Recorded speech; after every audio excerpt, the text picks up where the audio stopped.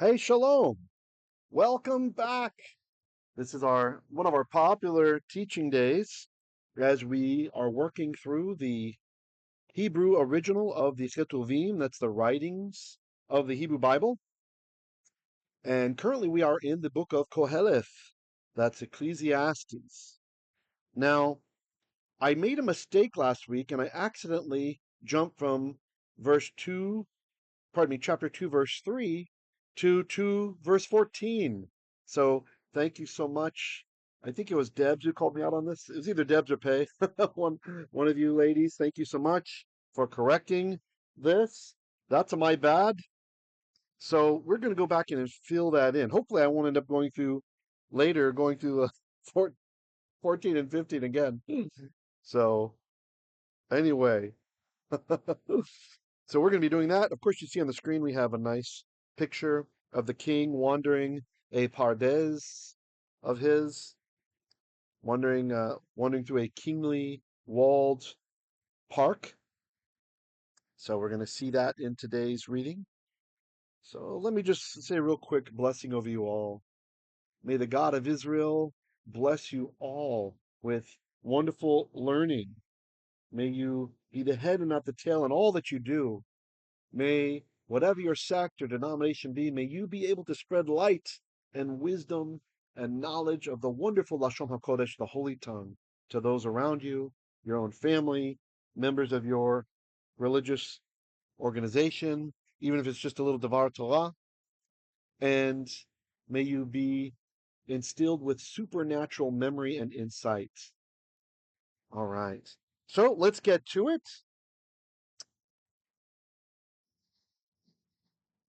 All right. Here we are with verse 4. This is Kohelet or Ecclesiastes in the original Hebrew, chapter 2, verse 4.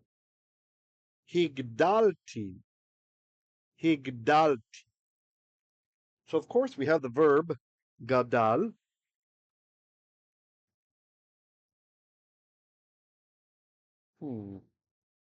What's happening with my pen? Interesting. Yeah, it's so nice to be able to pause and fix technical issues than when we do it live. So we have Gimel,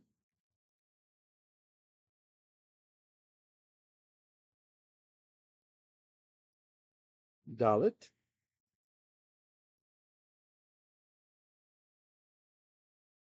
and Lamed. And if you've been studying with us for a few months, surely you know Gadal, this root Gadal, or at least Gadol. Gadol is great, right? Great, like influential or big, like a sus Gadol is a sus, a horse, a Gadol, a great one, a big horse. So Gadal, the verb in the call, that's the basic verbal form, is to be great. But here we have a hifal form of the verb. So that's going to, if you remember what the hifal does, it's a causative binyan, a causative verbal stem. And one of the indications of that is a hey prefixed to the beginning of the verb in the perfect form of the verb. So this guy is telling us we are in the hifal.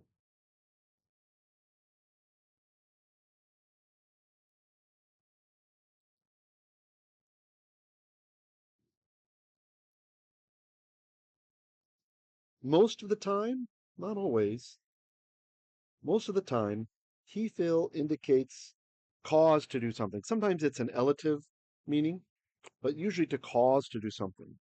And then the T at the end, when we have a T attached to the end of a verbal form, specifically a perfect form of the verb, that tells us it's first person singular, which is just grammar jargon for I.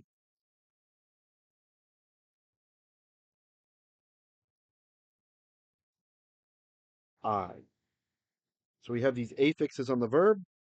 We have the hey at the beginning telling us that this is a hifal. So if gadal is to be great, higdal or higdil usually is to cause to be great, so to magnify. So higdalti then would be I magnified or I made numerous. Maasai, maasai. And if you remember from last time, the verbal root of maas or maasai is ayin, seen, and hey. And so often the hey goes away. So the verb asa, to do or to make, so asay or maasay is something which is made, like the work or the handiwork. And the maasai is actually what's happening here. Maasai. The reason it's got the blue box for the construct is because we always put a word in the construct state before we put a suffix on. Oh, sorry, somebody came down and unplugged my electricity, so my flow is a little off now. Nice and hot down here. Well,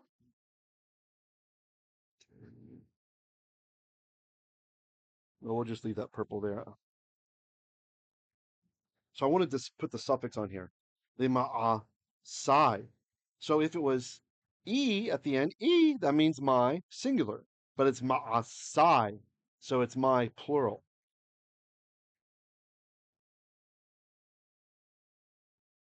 I maasai.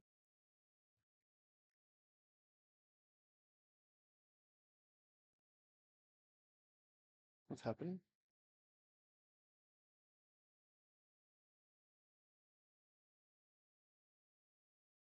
My, and it's a plural.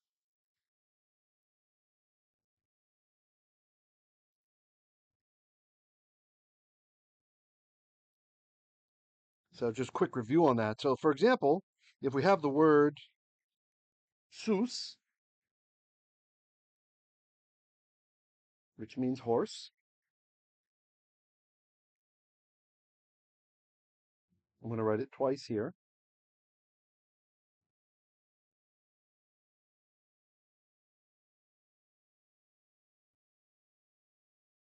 Okay.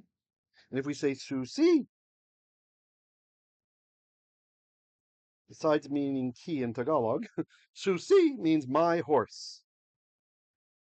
My horse.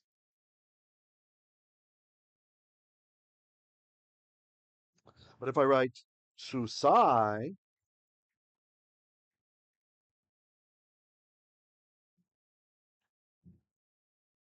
that means my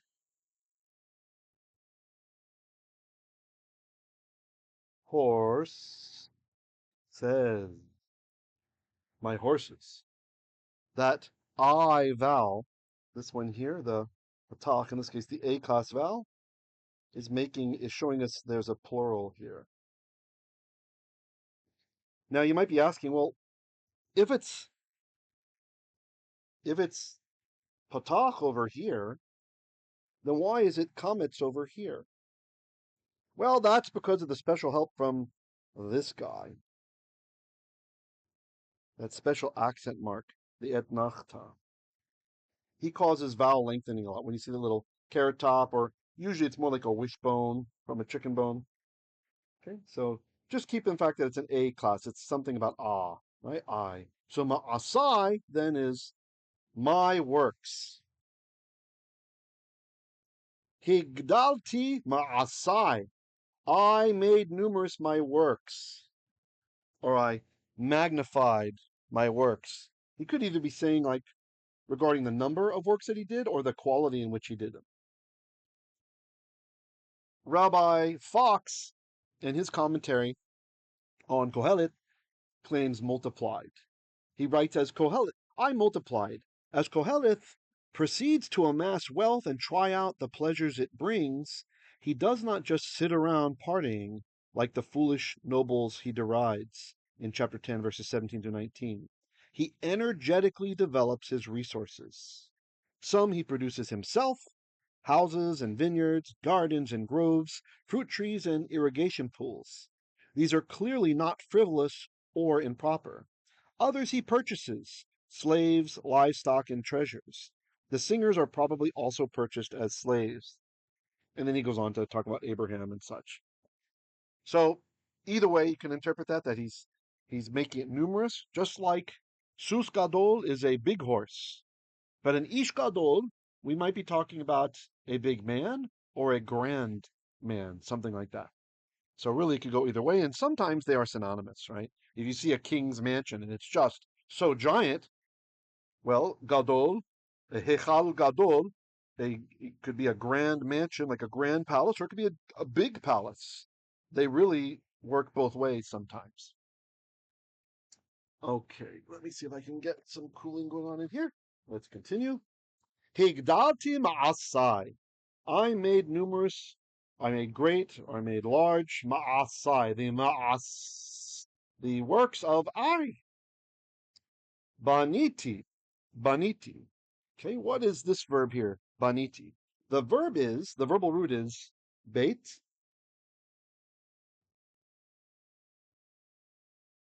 nun, and these we still see here, right? We see the bait,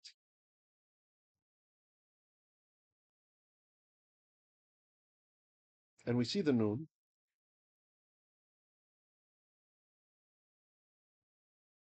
and then there is a hey. And the hey, as it does with many verbs, has gone away.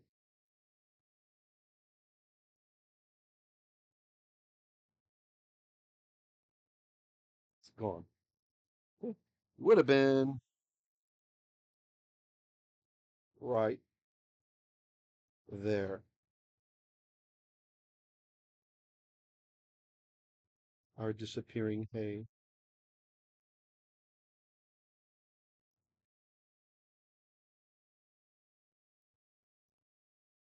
Okay.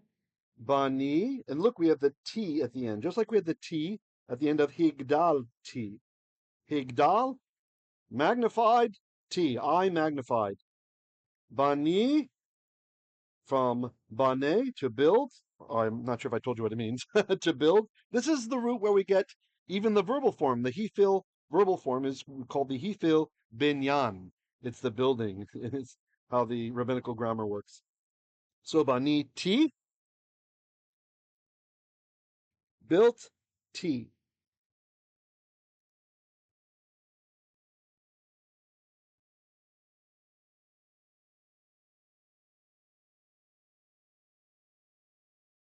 I. If you build it, they will come.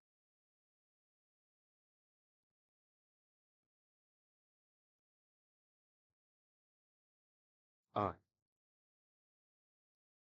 Baniti. I built. Li. Li.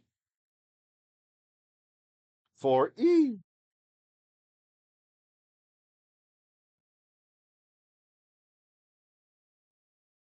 Me. And the lamed is our inseparable preposition, the one that was missing last night from our examples. If you remember, we mentioned the separable preposition min from, we mentioned the inseparable preposition kaf, meaning like or as, usually, and we mentioned the inseparable preposition bait, meaning in, against, with, sometimes from. And I said we're missing the lamed. Well, here it is. To complement our study from the book of the prophets last night, lamed is 2 or 4.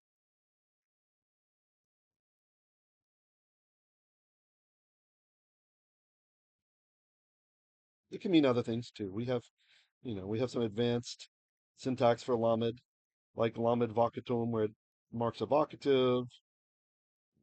There's others. I won't get into it. I don't want to overwhelm you. So li for e for me.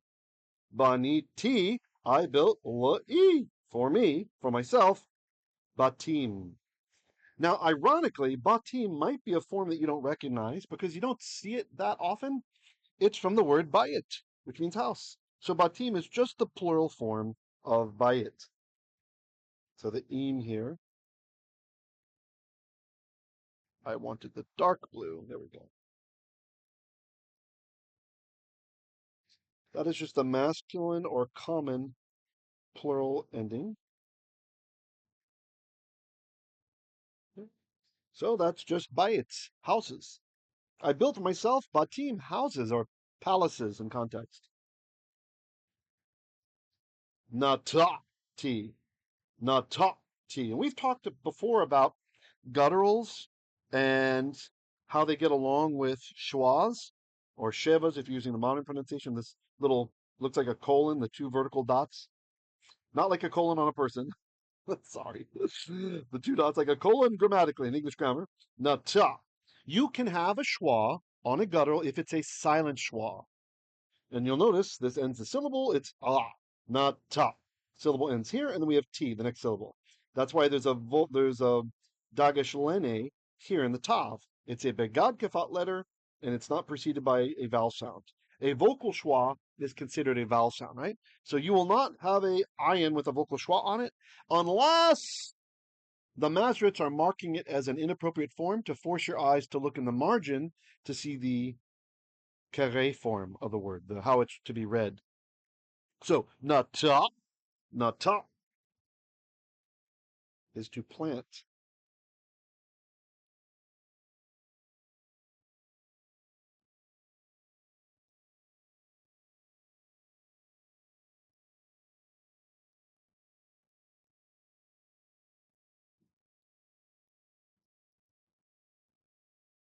To plant.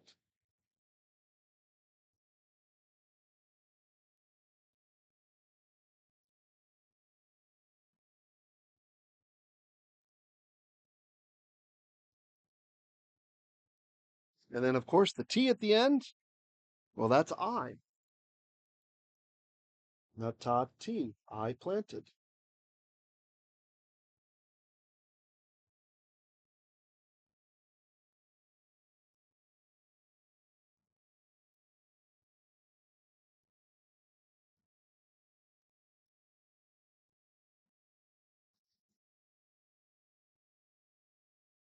So baniti, I banate, I built.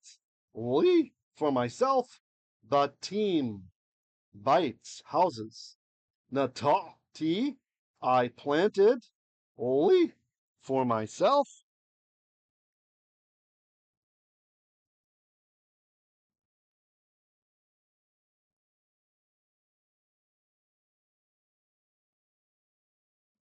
Li, for e,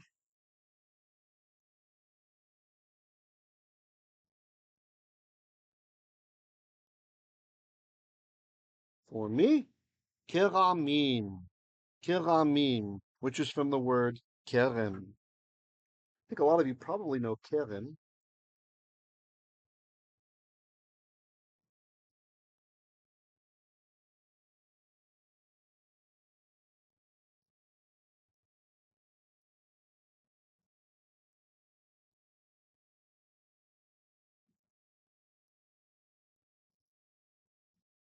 A keren is a vineyard. Oi, sorry,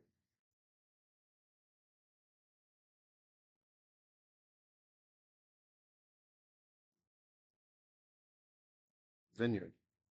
And of course, we have the im, plural ending at the end. Vineyards. I planted for myself vineyards.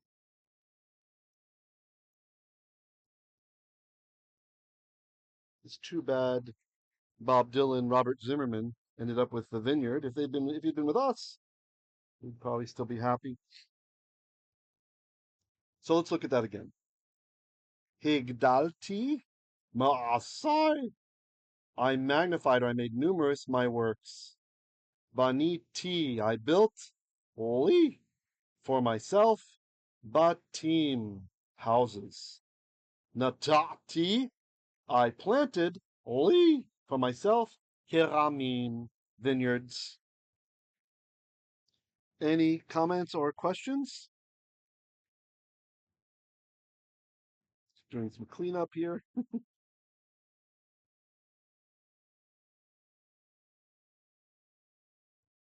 I keep forgetting to see how to set my tablet to not allow touch input. I think that'll fix these little mistakes I make when I'm leaning on it and drawing. Okay, let's do a quick time check.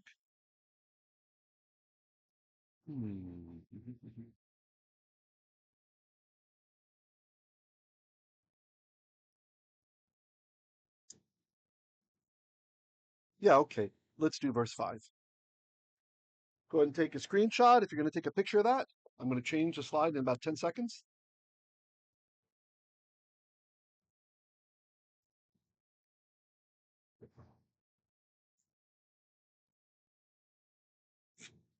Three, two, one. Here we are, verse 5. Again, this is Kohelet. Maybe I'll write it over here. We're in the book of Kohelet, which is Ecclesiastes, chapter 2, and this is verse 5. Okay.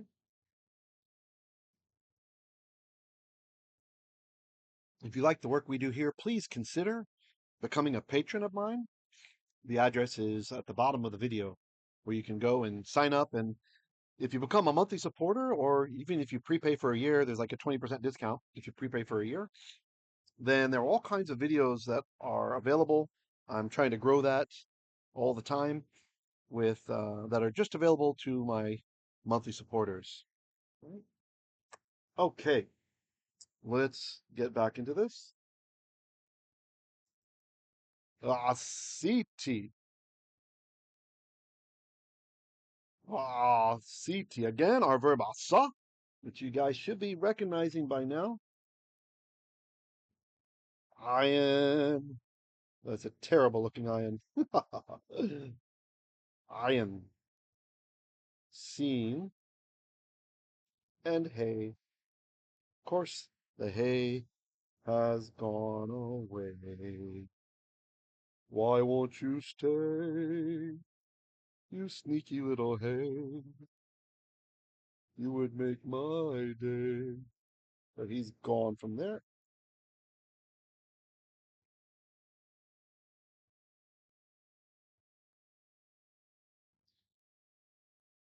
To do or to make. Asa. And then the T at the end, well, that's I. First person singular.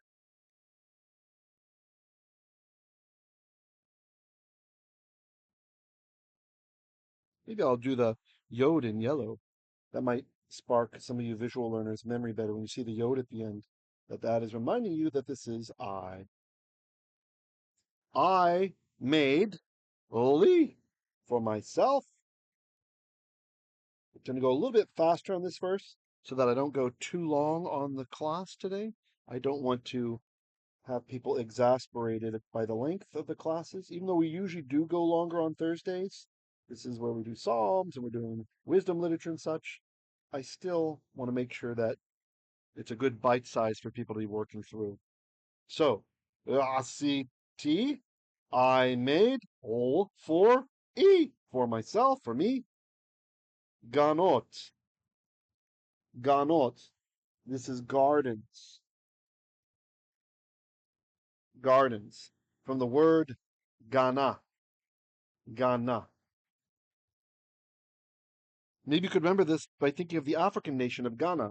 Imagine you go there to visit and there's all kinds of wonderful ganot in Ghana. Oh, there's a Ghana in Ghana. Gardens.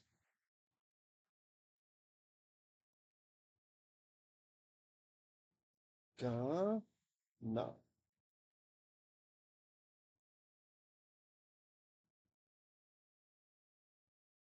Garden. Garden.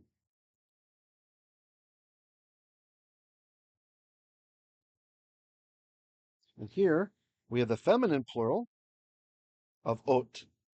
So we had im on the masculine plural or common plural endings. And for the feminine plural, it's ot. The thing you got to watch out for if you have an ot ending is that the construct plural, when it means of, and the abstract plural, where it's just the normal form, they're both the same. So ganot could mean gardens of, or it can just mean gardens. The context will help you to understand there. Okay.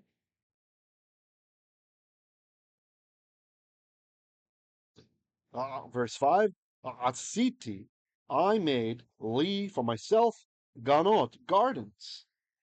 Ufardeisim, u, so u is vav, that's and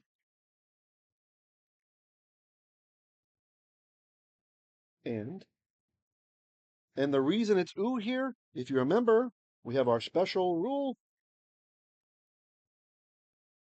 we like to call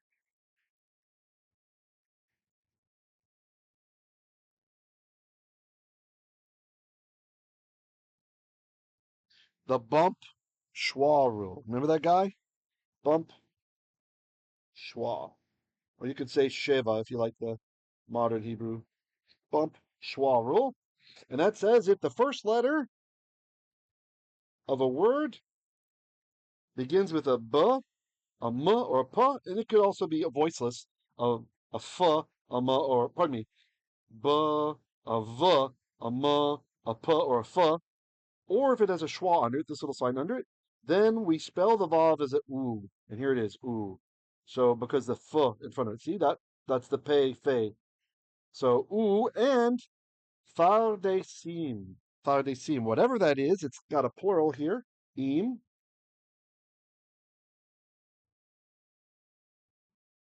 okay, plural, technically masculine plural or common plural. Now this is actually a Persian loanword that has come into Hebrew. Pardes, pardes. It means a garden or a parkland or a forest. Some say like a walled park for the king. And if you look at the picture of today's, that I made for today's lesson, see we have here the king who's like roaming about in this. There's the high walls, and here says it's like a park, right? But very organized and cultivated. That's a pardes. Pardes. This is also, if you think about it, it's kind of interesting. The word for garden in Hebrew, here we have Ghana, but there's also Gan. We can have it without the hey, right? Gan. And there's a very famous expression, Gan Eiden. Although I oftentimes will accidentally say this like the Aramaic, the Jewish Aramaic, I'll say Gan Eidan. So one of my students called me out for this a few years back. And I was like, why do I say Gan Eidan? And I realized American Jews, we say Gan Edan. We say Gan Edan because that's just how it's. So if there's a sermon, there's a drosh in the synagogue, and the rabbi's talking in English, when he talks about the Garden of Eden, he'll say Gan Edan. He'll use the Aramaic term, the Jewish Aramaic term. So that's why. So you're right. In Hebrew, it's Gan Eden, but we say Gan Edan. So if you hear that, and you're like, why? That's not how you say it. Now you know why. Okay, the why behind it's the influence of Aramaic coming in as a loan word, loan phrase into Jewish usage of English. All right. I'm not just being crazy. There's actually a method to the madness. There's a rhyme to the reason. So in Hebrew, the way that we say heaven, now you might be thinking Shemayim, and that's true. That's heavens, like the skies, the visible universe, etc. Right? But if you take kind of the metaphorical idea of heaven, like where where God is or where he wants us to be. Like people say when like a little kid will say, when you die, will you go to heaven? Right? So without getting into Olam Haba, this phrase in Hebrew is Gan Eden or the Gan Eden, right? The Garden of Eden is how you say this kind of metaphorical afterlife living with the Lord. It's the Garden of Eden. It's the garden. Now hold that thought for just a second. Look at this Hebrew word that we have here. That's a loan word from Persian. Pardes. Pardes. Does that sound like a synonym for heaven in English that you know of? Sorry for those of you who speak other languages. I think the European language speakers will still have various cognates from this. Paradiso and such. Oops, I gave it away there. So pardes is where we get paradise from in English. So coming from Persian, pardes, well, that's the Hebrew loan pronunciation of it. I'm not sure how to say it in the original Persian. That's that's the Hebrew. Oh, we have a Persian brother here. Maybe you'd like to chime in if you're watching, or put in the comments, Akhi, if you see that later. Someone who is Persian who loves the God of Israel. So that'd be interesting to know exactly how to say it in Persian, in Farsi. But anyway, you can see how that concept of garden, this big cultivated garden with protective walls for the king, it's a garden for the king, maps into many languages as paradise. So the same thing is happening from other cultures, imagining what heaven is like. It's a pardes, it's a garden, it's a cultivated garden, just like the Hebrew metaphor Gan Eiden, the Garden of Eden. Any comments or questions?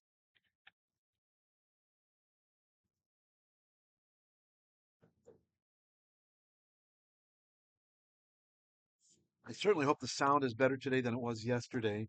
I'm trying something different. I used to be able to have my fan on when I taught and it was okay. So I'm trying having the fan off now. We'll see if that helps at all.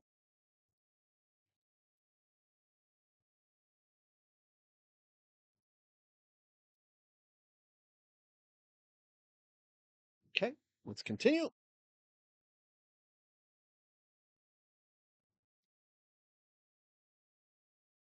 So, asiti, I asad, I made, ol e for me, ganot from Gana garden, gardens, u and ufardeisim, paradises. No, just kidding. I made for myself like kingly parks, kingly walled in, safe places to be, parks.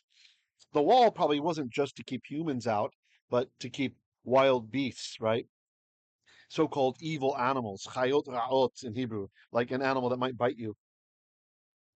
The natati, okay? And here the vav is normal. Let's inspect the bump schwa rule. Is the first letter, is that a b or vo sound? Nope, it's a noon. Is it a mo sound? Nope, it's a noon. Is it a p or fa? No, it's a noon. Is there a schwa under it? No, there's a comets under it. So we use the normal spelling for the conjunction vav and schwa. Ve nata, planted, t, I planted, some tea, no, just kidding.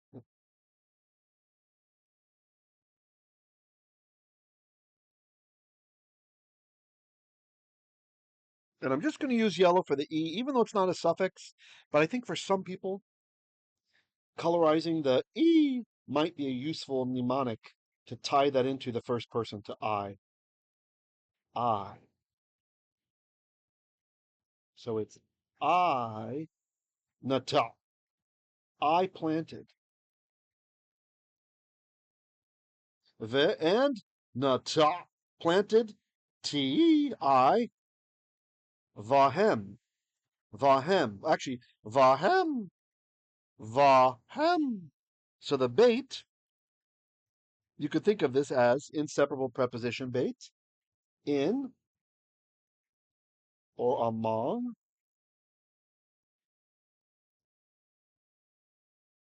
I'll just keep it simple. In ham. Ham them.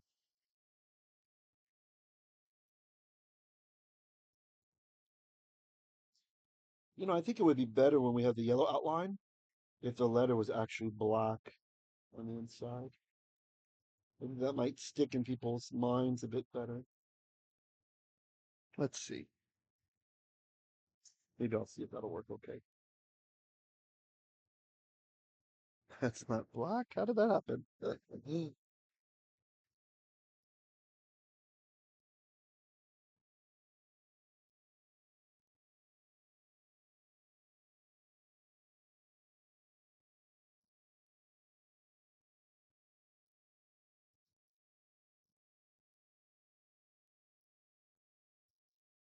Is that working?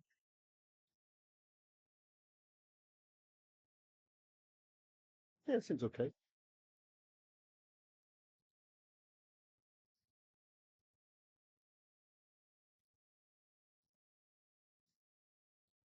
Yeah, I like that. I think that's better.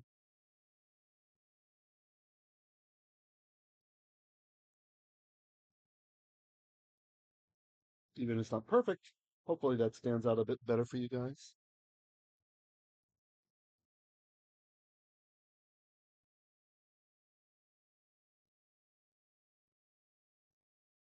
Okay.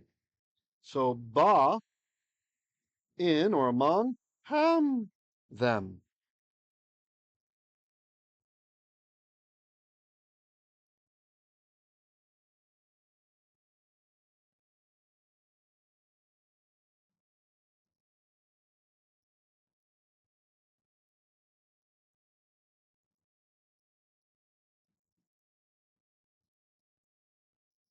There. Natati, and I planted vahem, in them. In what? Who's the them? That's referring back to ganot, ufardeisim, gardens and kingly parks. Eitz.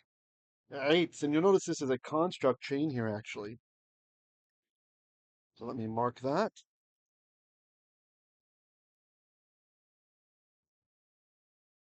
Sometimes it doesn't select the color I choose. I don't know why that happens. We can live with it, though.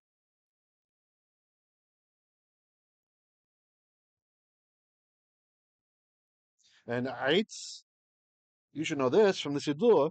עץ חיים היא, ומחזיקים בה, ותומכיה מאושר. Right? A tree of life is it, talking about the Torah. And also the Eitz Chaim, they're the wooden parts on the side of the Torah scroll that hold it together. So Eitz, oh, I dream of when we can afford our own Torah scroll over here at our congregation. Pray for us that we can have a Torah scroll, not a bar mitzvah printed little thing, but a real Torah scroll. It doesn't have to be grandiose, just kosher. So we would really like to own. I have to admit, sometimes I'm a little bit jealous. Bli ayin hara. Every once in a while, I hear from someone their congregation was given a Torah scroll and they don't even use it, or they don't have someone who can read it, and just like, oh, we could put it under the document camera even and do some readings from the Torah scroll without the nikodot. Wouldn't that be cool? So anyway, pray for us. I'm hoping that this next year, next couple of years, that someone will bless us with a Torah scroll. All right, a tree of, or tree of kol, every peri, fruit. So every kind of fruit. So every kind of fruit tree is what Kohelet is saying. Asiti, I made, li, for myself, ganot, ufardeisim, gardens and kingly parks, natati, and I planted, vahem, in them, eitz kol peri, every kind of fruit tree, or a tree of every kind of fruit, something like that. Okay, I hope you guys enjoyed it today. Get ready. Uh, I may put out a little. I may put out a short tomorrow. We'll see. I'd like to put out a short tomorrow, and I'm hoping to also put out something for our paid subscribers as well. So one or two videos tomorrow coming at you. Bli neder bezrat Hashem, and on Shabbat we're gonna have our usual hour and a half to 2 hour long walk through the Torah portion, the ancient triennial Torah portion. Hope you'll check that out. I only leave those up publicly for about a week, right? So make sure to check it out and check it out fast before it's gone. Okay? Please, if you're watching this later, leave comments for us down in the comment section below. And I wish you all to have a blessed and wonderful day, overflowing with enjoyment and the joy that is there. I hope you can really access this joy of learning the Holy Tongue, this ancient first language used for the creation of the world. Shalom, shalom.